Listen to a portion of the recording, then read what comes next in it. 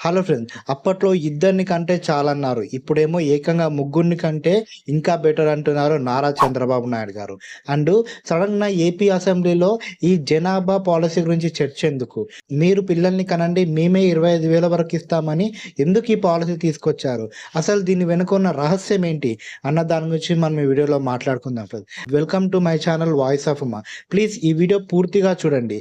నా అభిప్రాయాలతో మీరు గనుక ఏకీభవిస్తే ప్లీజ్ నా ఛానల్‌ని సబ్స్క్రైబ్ చేసుకోండి. వీడియోని కూడా లైక్ చేయండి.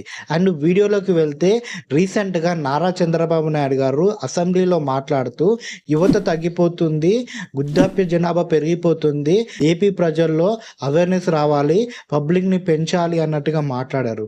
దీనికి మీరు ఇప్పటివరకు ఇద్దరిని కనమని చెప్పాము, కానీ ఇప్పుడు ముగ్గురు కనండి అంటూ మాట్లాడారు. దీనికి ఆయన ఒక డెమోగ్రఫీని చూపిస్తూ దాంట్లో ఏం చెప్తున్నారంటే భారతదేశ ఫెర్టిలిటీ రేట్ అనేది 2.0గా ఉంది, కానీ ఏపీ ఫెర్టిలిటీ రేట్ అనేది 1.5గా ఉంది.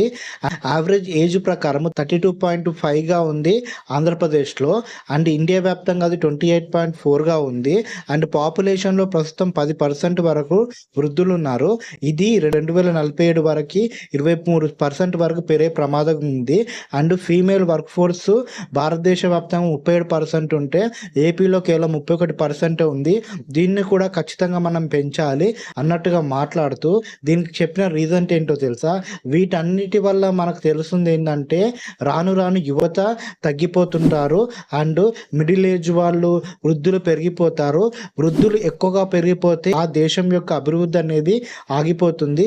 ఇప్పుడు మనం చూస్తున్నాము పెద్ద పెద్ద గొప్ప గొప్ప దేశాలన్నీ ఆ యువత లేక వాళ్ళ అభివృద్ధి ఆగిపోయింది. జపాన్ లాంటి దేశంలో ఇప్పుడు మొత్తము వృద్ధులు ఉన్నారు. ఆ కంట్రీని వృద్ధాప్య కంట్రీ అంటున్నారు చాలా మంది అన్నట్టుగా మాట్లాడారు. దీన్ని మనంతా ఆలోచించుకోవాలి. మన దేశం కోసము, మన ఆంధ్రప్రదేశ్ కోసము పిల్లల్ని ఎక్కువ కనడానికి ప్రయత్నించండి. ఒకరు ఇద్దరు కాకుండా ముగ్గురు కంటే ఇంకా బెటరు అన్నట్టుగా మాట్లాడారు. అండ్ ఇక్కడ ఆయన కొన్ని ప్రోత్సాహకాలు ఇస్తాము, మేము జనాభా పాలసీని ఒక దాన్ని తీసుకొస్తున్నాము, ఏప్రిల్ 1 నుంచి దీన్ని మేము ప్రవేశపెడతామని చెప్తూ ఆ పుస్తకాల్లో చంద్రబాబు నాయుడు గారు ఏం చెప్పారంటే ఒక పిల్లవాడికి తర్వాత రెండో పిల్లవాడిని కనగానే 25,000 ఇన్సెంటివ్ ఇస్తామన్నట్టుగా. అండ్ 5 సంవత్సరాలు వచ్చే వరకు నెలకి 1,000 రూపాయల చొప్పున వాళ్ళకి పెన్షన్ కూడా ఇస్తామన్నట్టుగా చెప్పారు. అండ్ అంతేకాకుండా వాళ్ళకి 18 సంవత్సరాలు వచ్చే వరకు ఫ్రీ ఎడ్యుకేషన్ లాంటిది కూడా ప్రభుత్వమే బాధ్యత తీసుకుంటుంది. అండ్ హెల్త్కి సంబంధించిన బెనిఫిట్స్ కూడా అన్నీ ఇవ్వడానికి ప్రయత్నిస్తాము.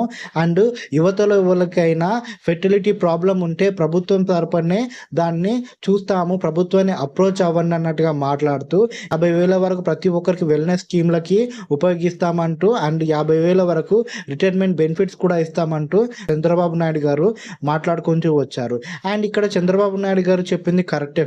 చాలా దేశాల్లో ఇప్పుడు వృద్ధులు పెరిగిపోవడం వల్ల వాళ్ళ అభివృద్ధి అనేది చాలా స్లోగా అయిపోయింది.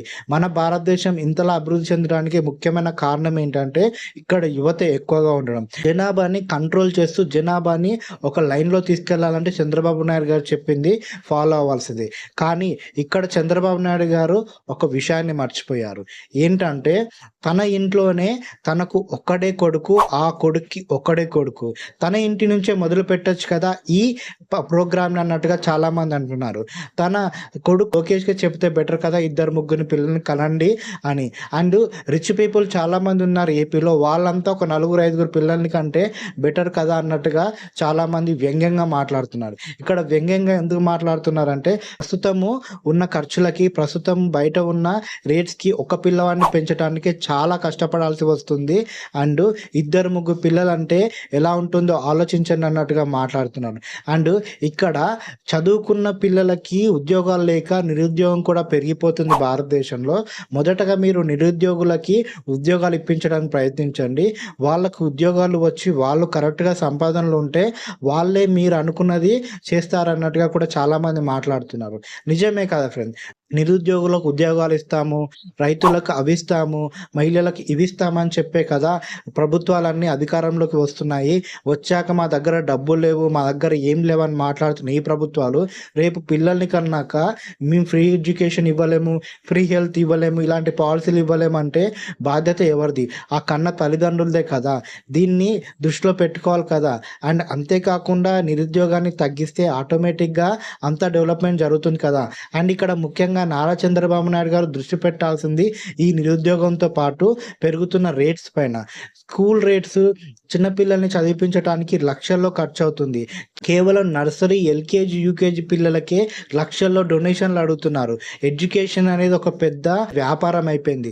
మన భారతదేశంలో ఎడ్యుకేషన్ వ్యాపారం అవ్వకూడదని ఎన్నో రూల్స్ ఉన్నా కూడా మీ పార్టీలో ఉన్న వాళ్ళు రాజకీయ నాయకుల పెద్ద పెద్ద ఇన్‌స్టిట్యూట్‌లని, పెద్ద పెద్ద ఎడ్యుకేషన్ ఇన్‌స్టిట్యూట్‌లని నడుపుతూ లక్షల్లో ప్రజల దగ్గర నుంచి తీసుకుంటున్నారు.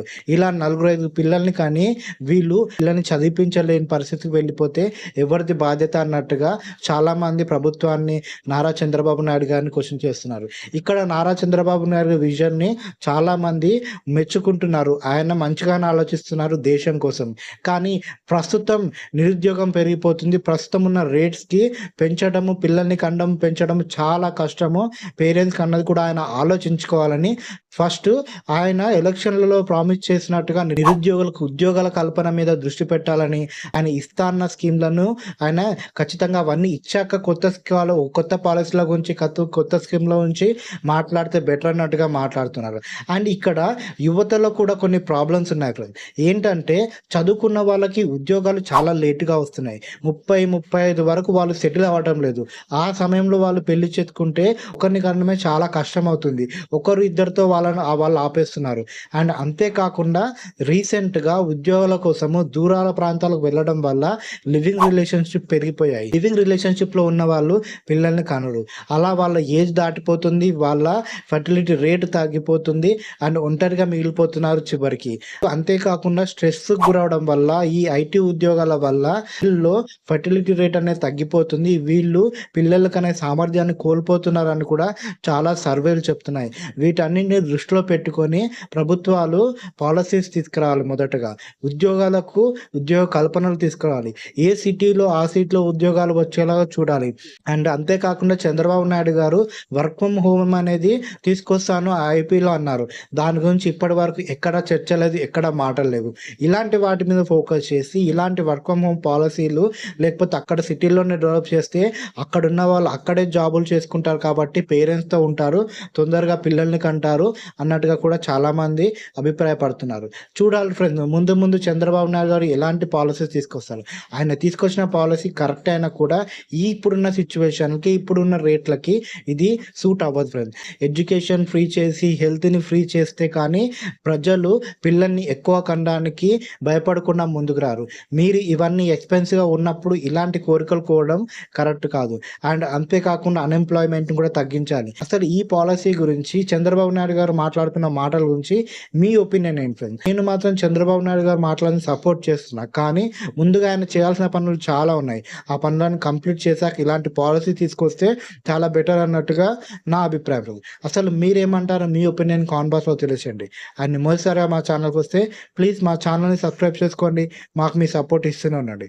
Thank you friends.